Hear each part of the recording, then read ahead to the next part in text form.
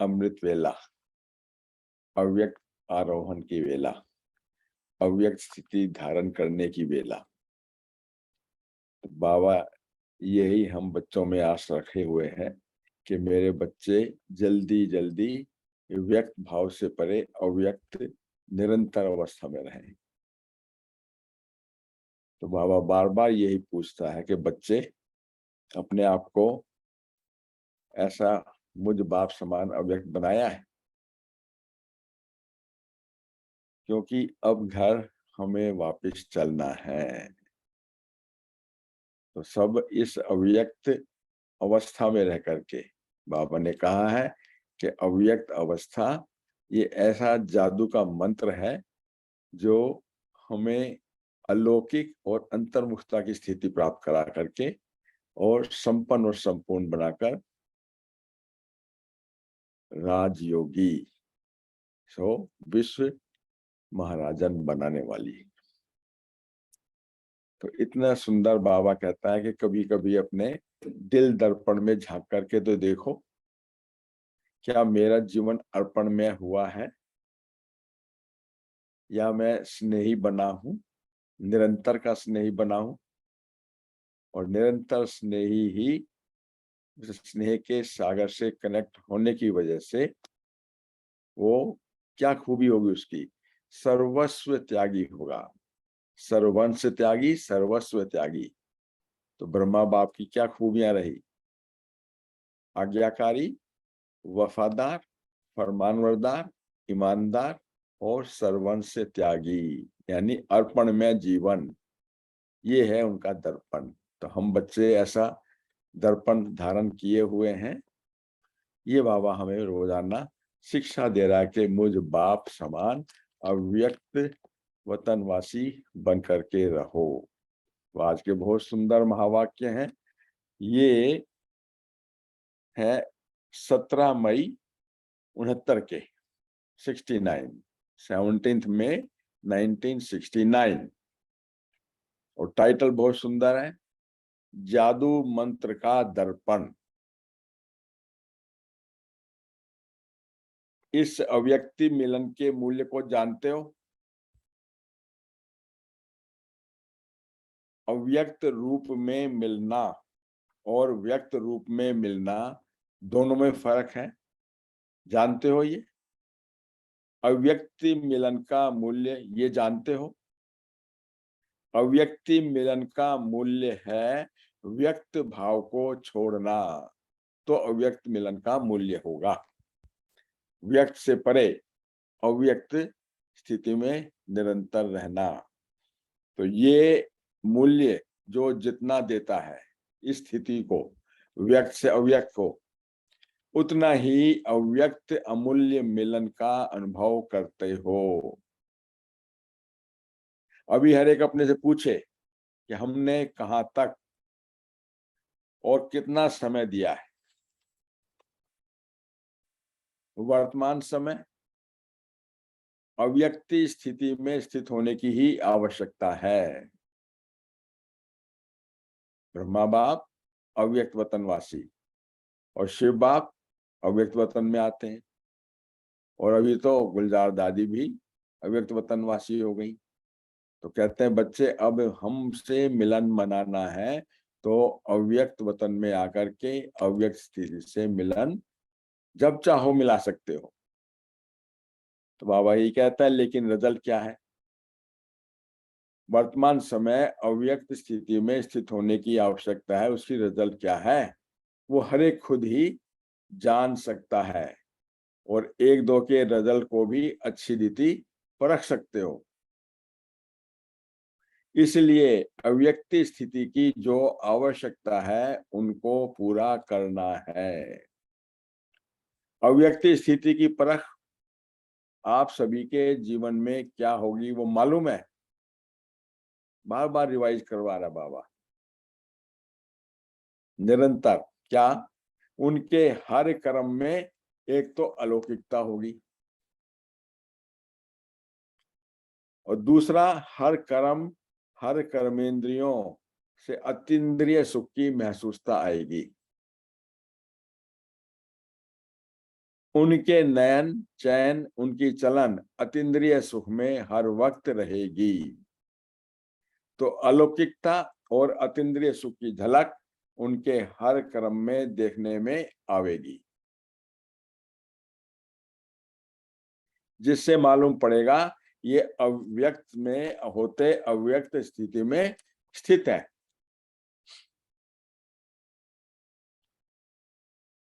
अगर ये दोनों ही चीजें, अलौकिकता और अतीन्द्रिय सुख, ये दोनों ही चीजें अपने कर्म में देखते हो तो समझना चाहिए कि अव्यक्त स्थिति में स्थित हूं, अव्यक्त स्थिति में स्थित हूं। अगर नहीं तो फिर कभी कमी समझ पुरुषार्थ करना चाहिए। अव्यक्ति स्थिति को प्राप्त होने के लिए शुरू से लेकर के एक स्लोगन सुनाते आते हैं। क्या स्लोगन है सब जानते हो आप। अगर वो याद रहे तो कब भी कोई माया के विघ्नों में हार नहीं हो सकती है। ऐसा सर्वोत्तम स्लोगन हर एक को याद है। हर मुरली में भिन्न भिन्न रूप से वो स्लोगन आता ही है। पहला पहला स्लोगन गीता का पहला पाठ में क्या कहा, मन मना भव, मन मना भव। हम बाप के संतान हैं वो तो है ही है, लेकिन पुरुषार्थ करते करते जो माया के विघ्न आते हैं उन पर विजय प्राप्ति लिए कौन सा स्लोगन है, क्या स्लोगन है वो दूसरा, स्वर्ग का स्वराज्य हमारा जन्म सिद्ध अधिकार है। मन मना भाव हुए तो स्वर्ग का स्वराज्य हमारा जन्म सिद्ध अधिकार है। और संगम में भी कुछ, संगम के समय पर बाप का खजाना जन्म सिद्ध अधिकार है, छोड़ेंगे नहीं बाबा। संगम पर भी बाप का खजाना हमारा जन्म सिद्ध अधिकार है। और भविष्य की स्वर्ग का स्वराज्य हमारा जन्म सिद्ध अधिकार है। दो अधिकार हो गए। तो बाबा कहता है ये स्लोगन भूल गए हो ना, अधिकार भूल गए हो तो क्या होगा फिर, अधिकार भूल गए तो क्या होगा फिर। हम किस किस चीजों के अधिकारी हैं वो तो जानते हो ना, लेकिन हमारे ये सभी चीजें जन्म सिद्ध अधिकार हैं। मनमना भाव हो जाओ तो संगम के समय जो बाप का खजाना वो मेरा जन्म सिद्ध अधिकार हो गया। और भविष्य के लिए स्वर्ग की बादशाही स्वराज हमारा जन्म सिद्ध अधिकार हो गया। जब अपने को अधिकारी समझेंगे तो माया के अधीन नहीं होंगे। अधीन होने से बचने के लिए अपने को अधिकारी समझना है, अधिकारी समझना है रूलर और कंट्रोलर दोनों ही है ना। पहले संगम युग के सुख के अधिकारी हैं और फिर भविष्य में स्वर्ग के सुखों के अधिकारी हैं। शुरू से ही जैसे बचपन हुआ पैदा हुए बाबा के घर में और एडमिनिस्ट्रेटर बन गए कितना सुंदर बाबा एडमिनिस्ट्रेशन सिखाता है। तो अपना अधिकार मत भूलो। जब अपना अधिकार भूल जाते हो ना तब कोई ना कोई बात के अधीन हो जाते हो। और जो पराधीन होते हैं, दूसरे के कंट्रोल में होते हैं, तो वो कब भी सुखी रह नहीं सकते,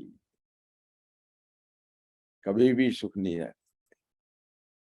पराधीन हर बात में मनसा वाचा कर्मणा दुख की प्राप्ति करते रहेंगे, दुख की प्राप्ति करते रहेंगे। और जो अधिकारी हैं वो अधिकार के नशे और खुशी में रहेंगे। और खुशी के कारण सुखों की संपत्ति उन्हों के गले के में माला के रूप में पिरोई हुई होती है। सतयुगी सुखों का तो पता है ना सभी को, पता है सभी को। सतयुगी सुख सबको मालूम है क्या है वो। सतयुग में खिलौने कैसे होते हैं बच्चों, बच्चे हैं बाबा के तो क्या खिलौने की बात करेगा फिर। सतयुग में खिलौने कैसे होते हैं, वो रत्नों से खेलते हैं वहां पर। कोई प्लास्टिक के नहीं होते, कोई लोहे के लकड़ी के नहीं होते, वहां पर रत्नों से खेलते हैं। आप लोगों ने सतयुगी सुखों की लिस्ट और कलयुगी दुखों की लिस्ट तो लगाई है ना, जानते हैं। लेकिन संगम के सुखों की लिस्ट बनावेंगे ना तो वो इससे भी दुगने हो जाएंगे। भगवान साथी है ना, तो भगवान के जितने भी हैं वो सब मेरे हो गए। वहां तो देवी देवता यानी हमारे जो लौकिक माता पिता होंगे उनके साथ में होंगे। तो भाव क्या कहता है, तो संगम के सुखों की लिस्ट बनाएंगे तो इससे भी दुगने हो जाएंगे इन खिलौनों का। और वही सतयुगी संस्कार अभी भरने हैं। जैसे छोटे बच्चे होते हैं ना, सारा दिन क्या होता है, खेल में मस्त होते हैं और कोई भी बात का फिक्र ही नहीं होता उनको। फिक्रों से फारिग किंदा सतगुरु स्वामी है ना, अभी सब संगम युग के ऊपर मिला है ना ऐसा वो। तो बाबा क्या कहता है, इसी रीति हर वक्त सुखों की लिस्ट, रत्नों की लिस्ट बुद्धि में दौड़ाते रहो, अथवा इन सुखों रूपी रत्नों से खेलते रहो। ज्ञान का खजाना, आनंद का खजाना, शांति का खजाना, प्रेम का खजाना है, सुखों का खजाना, पवित्रता का, सर्व शक्तियों का खजाना, सभी कुछ तो मिल गया। एक तू जो मिला सारी दुनिया मिली। तो कभी भी ड्रामा के खेल में हार ना हो, अभी तो कहां कहां हार भी हो जाती है। तो अधिकारी बन करके रहो, अधीन नहीं, पराधीन नहीं। बाप दादा का स्नेह बच्चों से कितना है ना, बाप दादा का स्नेह अविनाशी है और बच्चों का स्नेह कब कैसा और कब कैसा रहता है, एक रस नहीं रहता। कब तो बहुत स्नेह मूर्त हो जाते हैं, है ना, कितना सुंदर बताएगा अभी। कब स्नेह की मूर्ति के बजाय कौन सी मूर्त दिखाई देती है, या तो स्नेही होंगे या फिर संकट में होंगे, स्नेही या संकटमयी। अपने मूर्त को देखने के लिए क्या अपने पास में रखना चाहिए, फिर अब देखो स्नेही मूर्त हूं या संकटमयी हूं। उसके लिए क्या चाहिए, दर्पण। दर्पण में देखना है। दर्पण तो हर एक के पास है हर एक के पास में दर्पण, सबके पास में दर्पण है। झांक करके देख लो उसके अंदर। बता रहा अभी का, अगर दर्पण होगा तो अपना मुखड़ा देखते रहेंगे और देखने से जो भी कमी होगी ना उनको भरते रहेंगे फिर। अगर दर्पण ही नहीं होगा तो कमी को भर नहीं सकेंगे। इंट्रोस्पेक्शन अपना सेल्फ जरूर करना है, क्या मेरे अंदर कुछ छुपाना नहीं। इसलिए हर वक्त अपने पास दर्पण रखना। लेकिन ये दर्पण ऐसा है जो आप समझेंगे हमारे पास है, परंतु बीच बीच में क्या होता है, माया गायब कर देती है, माया गायब कर देती है। तो बाबा कहता है जादू मंत्र का दर्पण है ये, एक सेकंड में गायब हो जाता है। और दर्पण कैसे अविनाशी कायम रह सकता है, उसके लिए मुख्य क्वालिफिकेशन क्या है, मुख्य क्वालिफिकेशन वो कौन सी क्वालिफिकेशन होगी, तो दर्पण के लिए अर्पण में बनो। अर्पण का मतलब है तेरा तुझको अर्पण क्या लागे मेरा, कहते हैं ना ये, भक्ति में कहते थे। अर्पण कर दिया तो सर्व समर्पण, सर्वस्व त्यागी। कितना बाबा उन्हीं चीजों को बार बार रिपीट करवा के पक्का करा रहा है। भाई देखिए, बेसिक फाउंडेशन मुरली है ये 69 में, जो आप 2022 तक यही रिपीट करते रहोगे और यही पक्का नहीं होता। कितना सुंदर रीति से पढ़ा रहा है। जो अर्पण में होगा उनके पास में दर्पण रहेगा, अर्पण नहीं तो दर्पण भी अविनाशी नहीं रह सकता। दर्पण रखने के लिए पहले अपने को पूरा अर्पण करना पड़ेगा, जिसको दूसरे शब्दों में सर्वस्व त्यागी कहा जाता है। ब्रह्मा बाप समान सर्वस्व त्यागी। क्या त्याग किया था? पुरानी देह, पुराने संबंध, पुरानी दुनिया, याद है ना? रोजाना रिपीट करवा, रिवाइज करवा रहा है। सर्वस्व त्यागी के पास दर्पण होता है। अव्यक्त मिलन भी वही कर सकता है जो अव्यक्त स्थिति में हो और दर्पण में अपने आप को चेक करता रहे। वर्तमान समय अव्यक्त स्थिति में ज्यादा कमी देखने में आती है। दो बातों में तो ठीक है, अब देखना कौन सी दो बातें हैं, और तीसरी बात में कुछ कमी है। तो एक है कथन, दूसरा है मंथन, और तीसरा है मगन। एक है कथन, दूसरा मंथन, और तीसरा है मग्न। अब ये दो बातें तो ठीक है ना, ये दोनों सहज है। तीसरी बात कुछ सूक्ष्म है। तो वर्तमान समय जो रिजल्ट देखते हैं ना, मंथन से कथन ज्यादा है?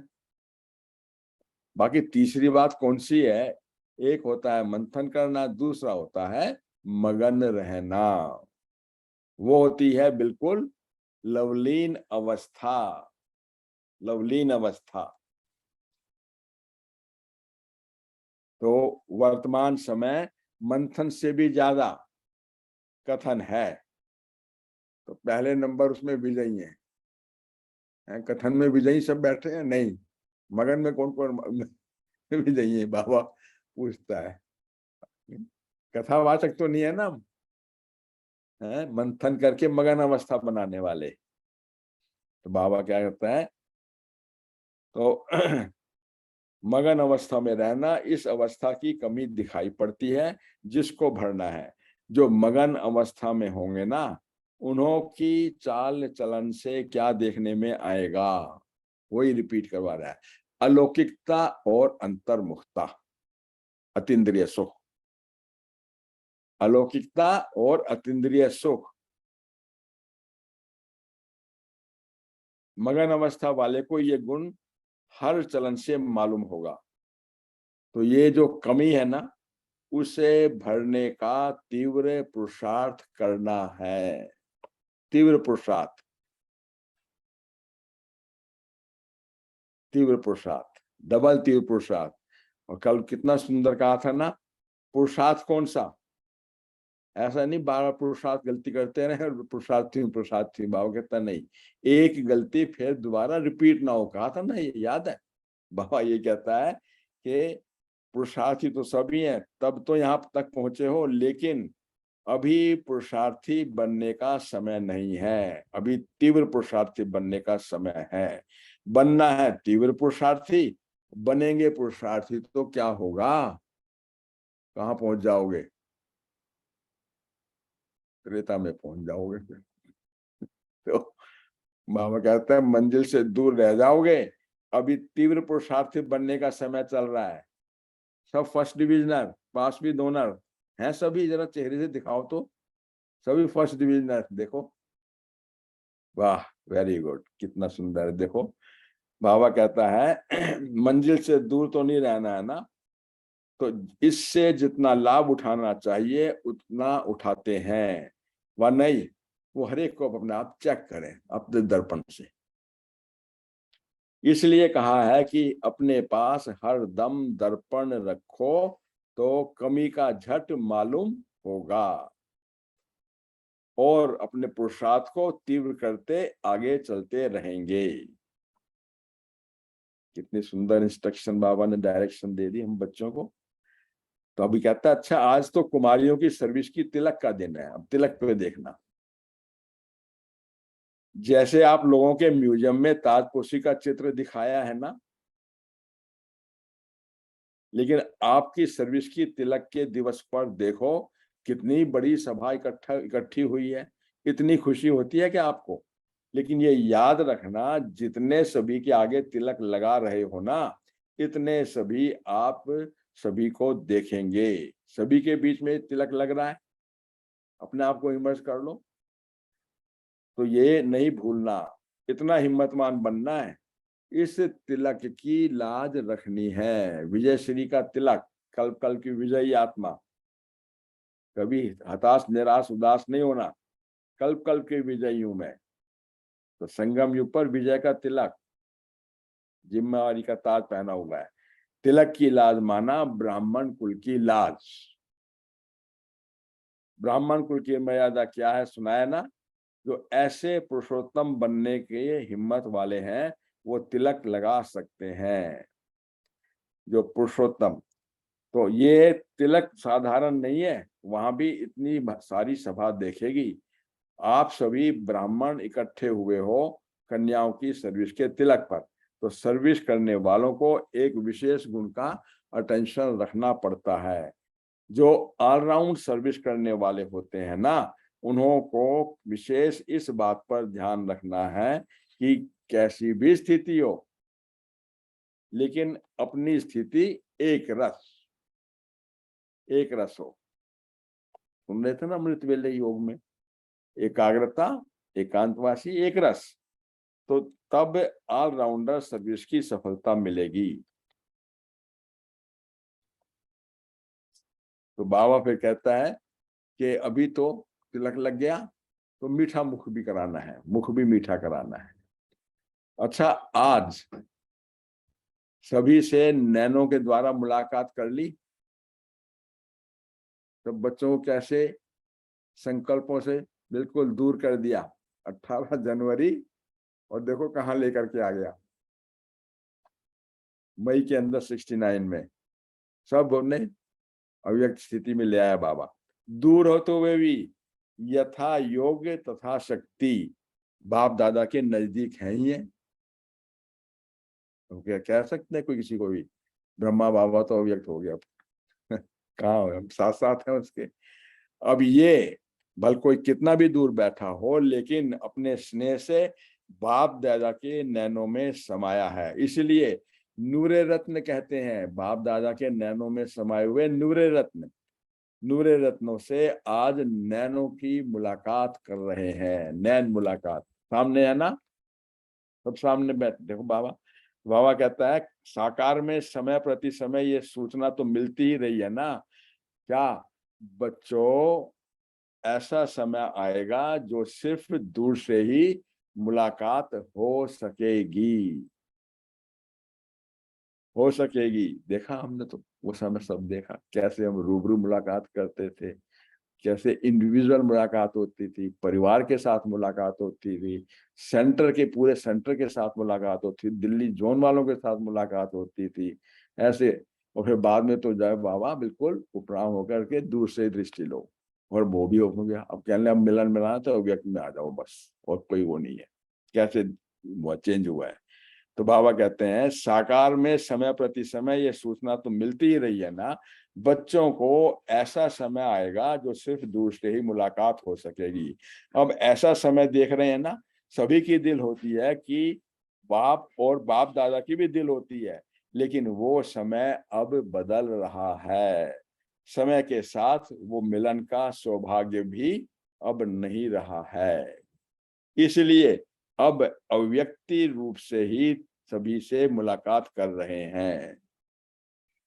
देखा बाबा ने कब डिक्लेयर किया था ये, गुलजार दादी के तन में आए उससे पहले ही डिक्लेयर कर चुका था कि ये मिलन की जो है प्रणाली चेंज हो जाएगी एकदम। तो इसलिए अब अव्यक्ति रूप से ही सभी से मुलाकात कर रहे हैं। अच्छा, सभी को नमस्ते और विदाई। ओम शांति। कितना सुंदर रीति से बाबा हमें डे 1 से पढ़ा रहा है, रिवाइज करवा रहा है कि मेरे बच्चे मुझ बाप समान अव्यक्त आरोहण के लिए तैयार हो जाएं, अलौकिकता और अंतर्मुखी अतीन्द्रिय सुख के झूले में झूलने वाले मेरे नूरे रत्न हैं। स्नेही स्वरूप होना, संकटमयी तो नहीं, और सब कथन वाले नहीं, मंथन वाले भी नहीं, मगन अवस्था वाले हैं सबके सभी, हैं सभी। कितना सुंदर रीति से बाबा हमें पढ़ा रहा हाँ है। जी, शुक्रिया हाँ जी। Thank you